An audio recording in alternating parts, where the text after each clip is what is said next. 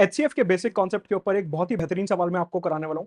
पूरा video and तक देखना। पहले आपको बेसिक कॉन्सेप्ट एक्सप्लेन करूंगा और फिर ये क्वेश्चन बताऊंगा कि किस तरीके से सॉल्व करना है। सवाल ये है कि अगर 117 एक्स और 156 का एचसीएफ 13 है तो फिर इसमें से एक्स की कौन सी वैल्यू नहीं हो सकती।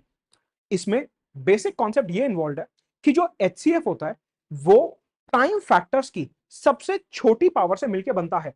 फॉर एग्जाम्पल, अगर मैं लेट अस से बात करूं कि मेरे को 12 और 50 का एचसीएफ निकालना है, सपोज करिए, एक एग्जांपल लेते हैं समझने के लिए।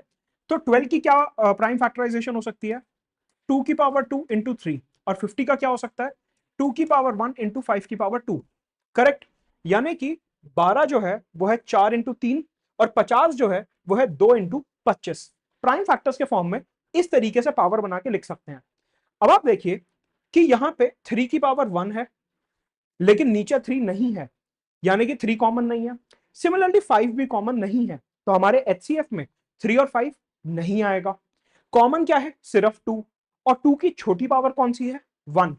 तो यानी कि इन दोनों नंबर्स का एचसीएफ हो गया 2 की पावर 1 यानी कि 2। ये कॉन्सेप्ट है। अब इसी कॉन्सेप्ट को इस सवाल में लगाएंगे। हमें दिया हुआ है 117। 117 को हम क्या लिख सकते हैं? 3 की पावर 2 इंटू 13, क्योंकि 13 9 117 होता है।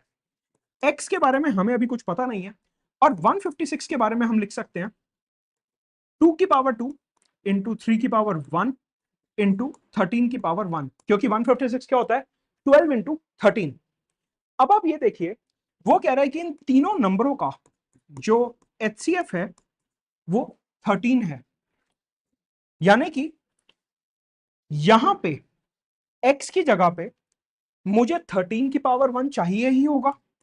मिनिमम से मिनिमम यहां पे 13 की पावर 1 आना चाहिए, क्योंकि प्राइम फैक्टर्स की सबसे छोटी पावर जो होती है वो हमारा एचसीएफ होता है।